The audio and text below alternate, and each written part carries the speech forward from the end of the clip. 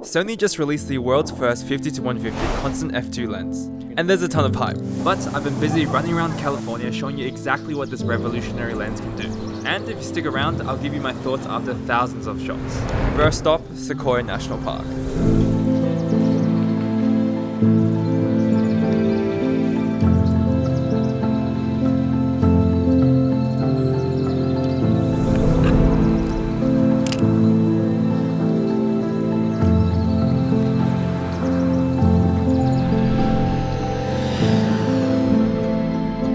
It's day 2 in Sequoia National Park. We have these completely different conditions, rolling with the 50-150 G Master, the brand new lens. And first impressions, the bokeh is so luscious. Everything looks good at f2, and with the zoom at 150, my goodness, I'm having a really good time with this lens. Not gonna lie, it is a bit expensive, but I do get the feel that I have 3 primes in my hand. Enough talking, let's keep the adventure going.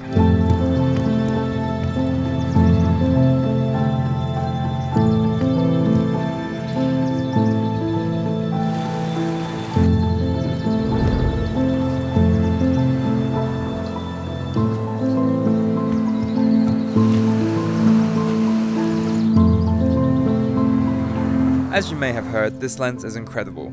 So let's start with what I don't like. Firstly, it has a huge 95mm filter thread, and literally none of my ND filters would fit, so prepare to buy a new one. Coming in at over 1.3 kilos, it is heavy, but it doesn't take much more space than the usual 70 to 200. The biggest problem is the price, $3,500 US, which somehow equates to 6,800 Australian dollars. That's kind of absurd. Let's make our way to Yosemite to see if it's all worth it.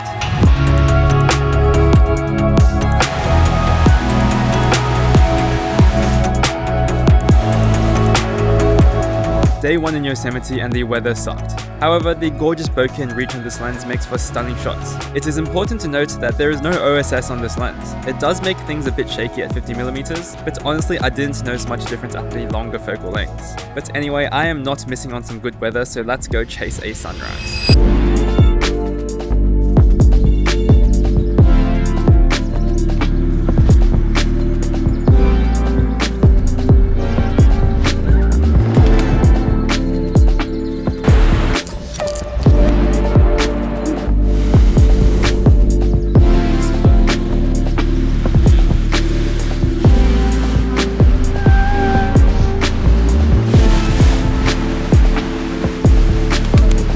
This lens is gorgeous, the bokeh simply melts. I'm almost always shooting wide open, and optically the lens is just stunning. The constant f2 makes everything look incredible, and this really does replace primes like the 50, 85 and 135mm. It really does come down to how much damage your wallet can handle. Let's take this thing to the streets of Los Angeles and give it one more test.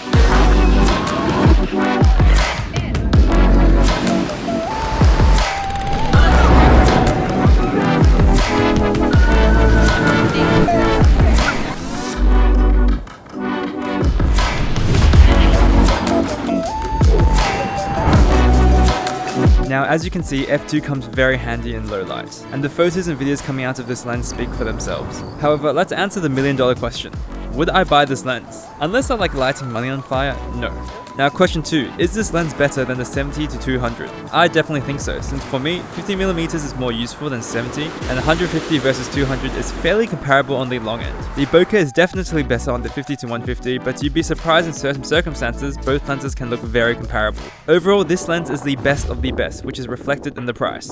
The lens is targeted towards pro sports or wedding photographers, where constant f2 makes a huge difference. If you are on a budget, stick to the 70 to 200 or even Tamron 35 to 150, and I'll see you in the next one.